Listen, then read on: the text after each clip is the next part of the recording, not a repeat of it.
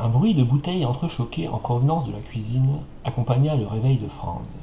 Il se découvrit étalé face contre terre. Émilie, à ses côtés, le regardait de ses prunelles mortes, le trou noir dans son front le fixait comme un troisième œil accusateur. Dans la cuisine, près du bar, se trouvait l'homme qui l'avait espionné jusque dans ses ébats avec sa victime. Celui-ci posa sur la planche une bouteille de whisky et servit 2 verres généreusement. Avez-vous fait de beaux rêves? Franz se releva lentement. Une multitude d'informations se bousculaient dans son esprit encore embrouillé. Cet intrus l'invitait à s'approcher d'un geste, pistolet à la main. Le cadavre brisé d'Émilie, affreusement contorsionné entre le sol et la petite table en verre, et sa nudité. Lorsqu'il s'aperçut de ce dernier point, ses 5 sens prirent enfin possession de son corps. Ses vêtements étaient éparpillés un peu partout, de la porte d'entrée jusqu'au canapé. Se rhabiller n'était pas une priorité. Finalement, il allait savoir ce que cet individu lui voulait. Sans ma présence ici, je me demande ce que vous auriez fait. Comme s'il avait anticipé tout commentaire du violoniste, l'intrus commença à parler d'un ton plutôt calme. Avec une arme à la main, c'est plus facile de maîtriser la situation, se dit Franz en s'approchant du bar. Il le regardait avec défiance. Vous avez été paralysé par ses cris. Un long-silence s'instaura. Franz observa son interlocuteur, finalement un type ordinaire. Certes, il était imposant par sa carrure, mais il n'avait pas l'allure d'un gangster tel qu'il l'imaginait.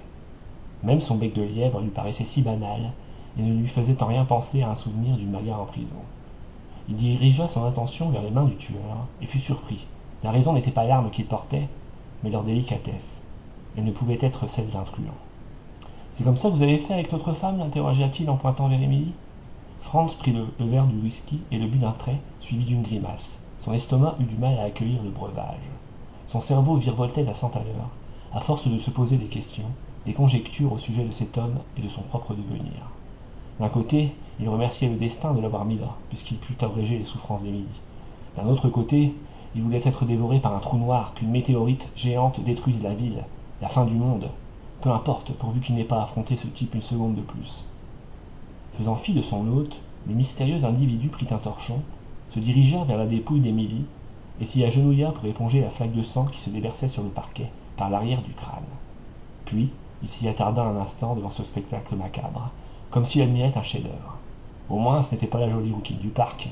J'avoue que dans ces circonstances, j'aurais eu vraiment du mal à prêcher sur la détente.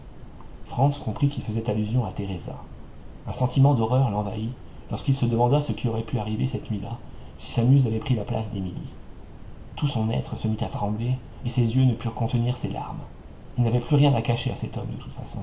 Je ne comprends pas, dit-il enfin, adressant un regard de supplique à l'intrus. Qui êtes-vous? Que me voulez-vous? Je m'appelle Karl, monsieur Schlig. Juste Karl. Et je vous ai observé.